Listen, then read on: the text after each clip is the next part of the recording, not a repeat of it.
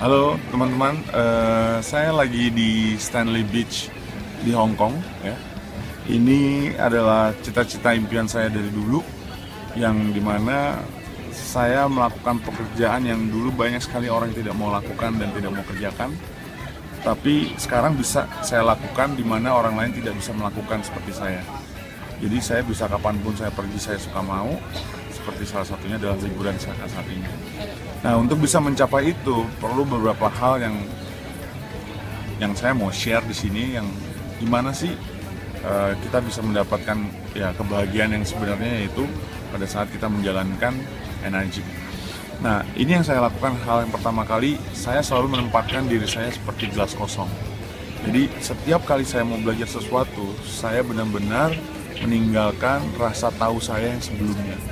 Saya membuat diri saya benar-benar seperti kertas putih bak seorang atau seperti anak bayi yang baru lahir. Nah, di situ saya mendapat esensinya, karena kalau saya masih menggunakan pikiran saya, logika saya, asumsi saya, dan menurut saya adalah cara yang paling benar, saya tahu di situ saya tidak bisa mendapatkan pelajaran yang dimana saya bisa aplikasikan di sini. Dan itu menjadi syarat modal utama. Poin pertama yang saya selalu share sama teman-teman, gimana kita untuk bisa melakukan empty cup.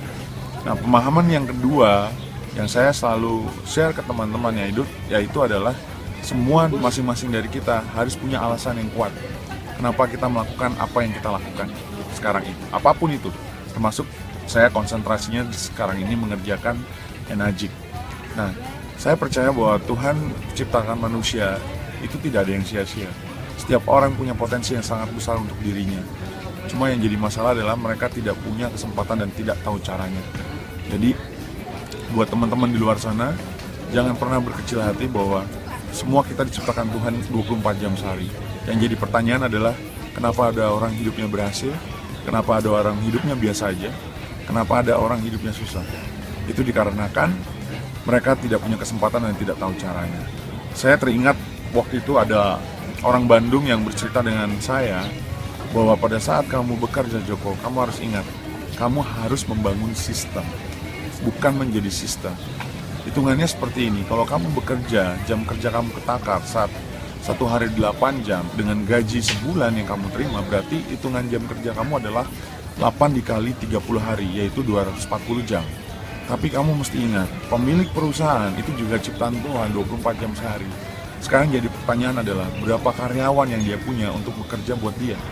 Kalau misalnya di tempat kamu ada 100 karyawan yang bekerja, artinya dia punya jam kerja dalam satu hari 100 karyawan, salah satunya kamu yang bekerja sehari 8 jam, berarti dia punya jam kerja adalah 800 jam.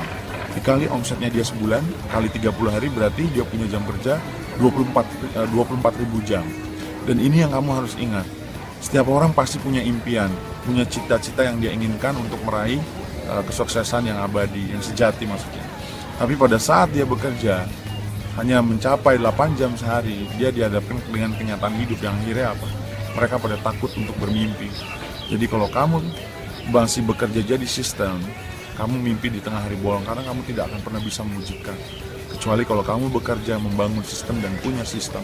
Seperti pemilik perusahaan tadi, kamu punya jam kerja jauh lebih banyak.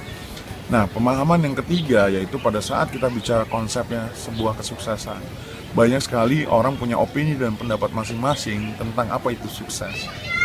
Buat saya sukses itu sederhana sebenarnya, pada saat kita bisa mengaplikasikan ini sebagai media untuk mewujudkan apa nilai sukses itu yang sebenarnya.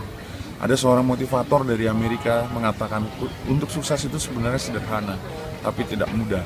Pertama yang harus dilakukan, cari orang yang sudah berhasil. Yang kedua, tanyakan apa saja yang sudah dilakukan. Yang ketiga, ikuti sama persis. Nah, pada saat kamu memulai suatu usaha, karena di mana setiap orang pasti pernah melakukan hidupnya dalam pertama kali di saat dia memulai usaha. Caranya sangat sederhana, cari aja orang yang sudah berhasil. Tanyakan apa saja yang sudah dilakukan, ikuti sama persis. Nah, mindset atau mentality yang dipakai di sini adalah, saya selalu menggunakan mentality mindset seorang Rudy Hartono. Karena Rudy Hartono sampai sekarang rekornya tidak pernah terkalahkan 8 kali juara All England berturut-turut. Dan ini yang dia lakukan. Pada saat dia berlatih, dia selalu membuat itu seperti pertandingan final. Tapi pada saat dia pertandingan final, dia membuat itu menjadi sebuah latihan sehari-hari. Nah, yang terakhir, poin yang ingin saya sampaikan adalah tentang musuh kita sebenarnya. Apapun yang kita lakukan, kita pasti punya kompetitor atau musuh. Tapi sebenarnya musuh yang sebenarnya bukan dari faktor eksternal, tapi yaitu internal dalam diri kita sendiri. Dan itu selalu dimulai pada saat kita sendiri keluarlah yang namanya suara-suara. Musuh yang terbesar yang selalu kita hadapi di bidang atau usaha apapun, termasuk di Energik, adalah suara-suara yang timbul pada saat kita sendiri di rumah yang selalu mengatakan kita tidak mungkin berhasil, susah usahanya, ditolak orang terus, yang membuat kita menjadi malas. Nah, pada saat Anda sudah punya pikiran seperti ini, Anda selalu ingat bahwa ini semua kamuflase yang kita ciptakan sebenarnya tidak ada. Jadi yang Anda harus lakukan, fokus dengan apa yang Anda inginkan, sama seperti Anda ingin bernafas. Demikian dari saya, semoga bermanfaat. Salam sehat dan kebebasan.